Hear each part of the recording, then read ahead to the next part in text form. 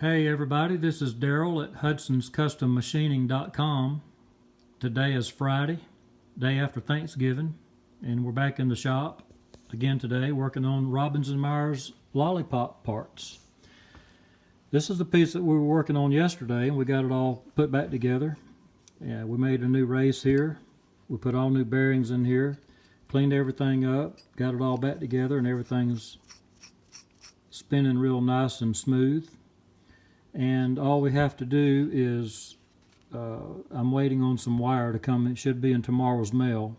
It's just 2 conductor small diameter wire, cloth covered, and that's what comes out of the motor. And the 2 conductors will go down through this hollow shaft, and we'll have 1 conductor come out here. This is an insulator, so it separates this piece from that piece electrically. And 1 wire gets soldered here, the other wire gets soldered there, and that's how you get continuity through the motor. Those brushes ride on this surface right here as this rotates. So this is all done. Now this is the other piece that we looked at yesterday in the part 1 video. This is a broken race here that we're going to have to make. And I'm not real sure. I've never had to make this piece before. I've made the shafts, I've made this part of the bearing race, I've made this part of the bearing race, but I've never had to make this piece before. And I'm not real sure, but I think this piece is pressed in. I don't know if it's spot welded maybe somewhere. Looks like it's just pressed in, that end and then this end here.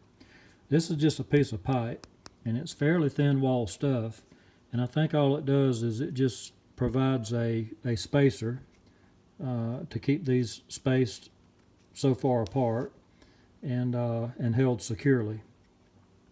This is definitely not any kind of machined surface. It doesn't do anything except act as a spacer and a holder for these 2 bearing races right here.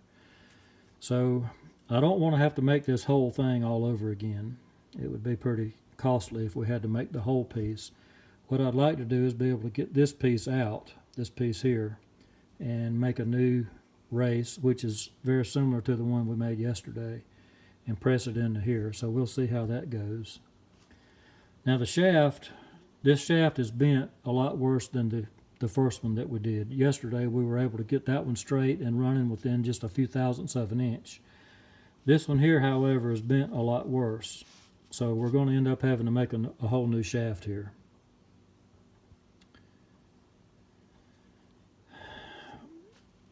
When a shaft gets bent, if this shaft has to run true, and it does, if you have a bent shaft and you try to straighten it, you can never get it to run perfectly true again. You can take this bent shaft and put a whole lot of little bends into it and get it running fairly true, but it will never run perfectly true again. And to demonstrate what happens when a piece of steel gets bent, I looked around to try to find a piece of material that I could bend and maybe demonstrate, and all I could find was this piece of pool noodle here that they use out in the swimming pool.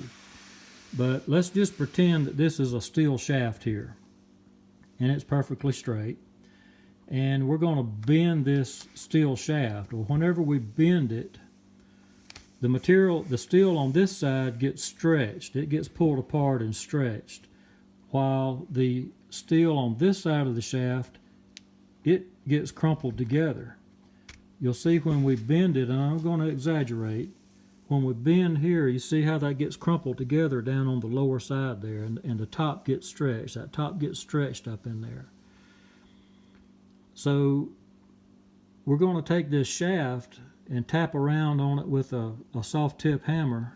We're going to put a dial indicator on it and rotate it around and try to get it running perfectly true again. But it will never run perfectly true. You can get it close if 3 or 4 or 5 thousandths or 10 thousandths is close enough, then you might be able to get it straight enough that it will function okay. But you'll never get it running perfectly true again. So I think we're going to end up having to make a new shaft here.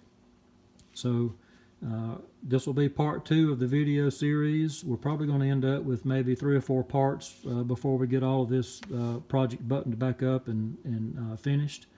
But just want to say we appreciate y'all, appreciate the subscribers. And if you like the videos, please subscribe to my channel. And we'll catch you later. Y'all take care.